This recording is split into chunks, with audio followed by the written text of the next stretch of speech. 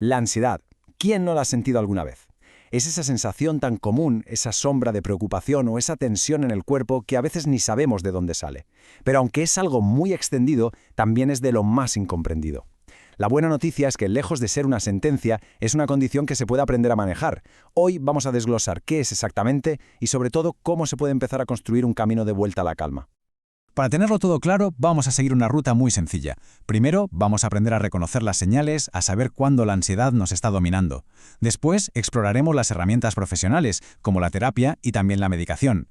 Luego, nos centraremos en algo súper importante: cómo construir una caja de herramientas propia, llena de estrategias para el día a día. Y para terminar, veremos cómo se integra todo esto para vivir mejor. Muy bien, pues vamos al lío. El primer paso siempre es entender qué es la ansiedad en realidad y, sobre todo, cuándo cruza esa línea, esa fina línea, entre ser una emoción normal y convertirse en un problema que nos domina la vida. Fíjate en esta pregunta. Está sacada de una escala de evaluación clínica y va directa al corazón de lo que se siente con la ansiedad. No hablamos solo de estar nervioso, no. Es esa sensación constante de aprensión, como si se estuviera esperando que algo malo pasara, incluso cuando no hay ninguna amenaza real delante. Esta cita de un paciente es que captura a la perfección el aislamiento tan profundo que suele acompañar a la ansiedad. Refleja esa dificultad enorme de poner en palabras una lucha interna que, a veces, ni la propia persona que la sufre llega a entender del todo. Es un recordatorio muy potente de que nadie está solo en esto. Si nos vamos a la definición clínica, hay una palabra clave: anticipación. A ver, para que quede claro, no es lo mismo que el miedo. El miedo es una respuesta a un peligro que está pasando ahora, ya. En cambio, la ansiedad siempre se proyecta al futuro. Es como si la señal de alerta del cuerpo se quedara encendida sin motivo, generando una tensión física y un malestar que no se van. Entonces, ¿dónde está la diferencia entre una ansiedad normal y una que ya es un problema? Pues la clave está en tres cosas: la intensidad, la duración y cómo afecta a la vida. A ver, sentir nervios antes de un examen es normal, es una respuesta útil, pero la cosa cambia cuando la intensidad es desproporcionada, cuando es algo frecuente y persistente, y sobre todo cuando empieza a interferir en el día a día, en el trabajo, en las relaciones, en el bienestar general. Ahí es cuando hablamos de ansiedad patológica. Y para que nos hagamos una idea de la magnitud del tema, ojo al dato. Según los estudios, casi un 10% de la población en España sufrirá un trastorno de ansiedad en algún momento de su vida. Esto nos deja claro que no es algo raro y que es importantísimo hablar de ello y buscar soluciones que funcionen. Vale, ya sabemos qué es. ¿Y ahora qué se puede hacer? Pues vamos a empezar a construir la solución. Y una de las herramientas más potentes, con muchísima evidencia científica detrás, es la terapia psicológica. Que no se trata solo de hablar, se trata de aprender a pensar y a actuar de una manera completamente nueva. Y la verdad es que hay varios tipos de terapia que funcionan genial. La terapia cognitivo-conductual, la TCC, es de las más conocidas. Se centra sobre todo en cambiar esos patrones de pensamiento que nos hacen daño. Pero hay otras, como la psicoterapia breve, que busca reforzar los propios recursos que ya tiene la persona. O la terapia narrativa, que ayuda a cambiar la historia que uno se cuenta a sí mismo sobre el problema. Lo importante es saber que hay distintas vías. Y bueno, ¿cómo funciona exactamente la TCC? Pues, de forma muy resumida, sigue estos 3 pasos.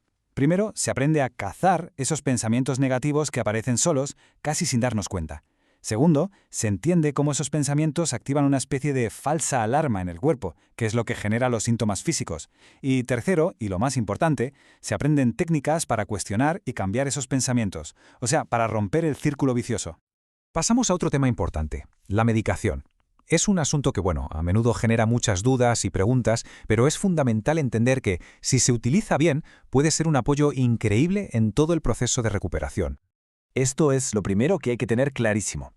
Los fármacos pueden ser súper eficaces para bajar la intensidad de los síntomas.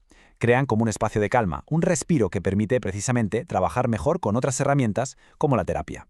No son una cura mágica, sino una pieza más dentro de un plan de tratamiento completo. Generalmente, los fármacos para la ansiedad se dividen en dos grandes grupos. Por un lado, tenemos los antidepresivos, los ISRS. Son el tratamiento a largo plazo, de mantenimiento. Tardan unas semanas en hacer efecto, pero su riesgo de dependencia es mucho menor. Y por otro lado están las benzodiazepinas. Estas dan un alivio súper rápido, casi inmediato, y son muy útiles para una crisis.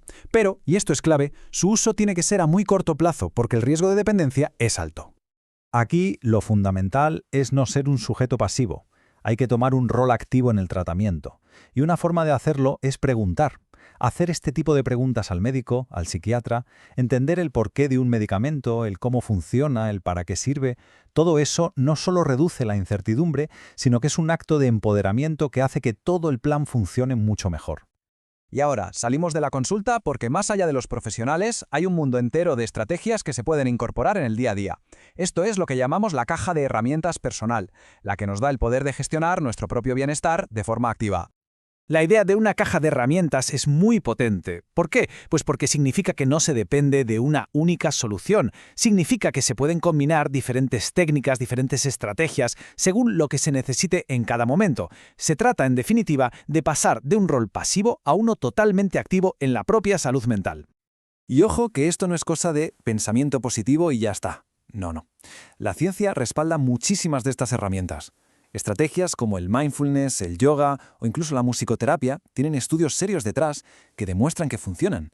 Esto nos prueba que hay muchos caminos, todos ellos válidos y con evidencia, para encontrar la calma.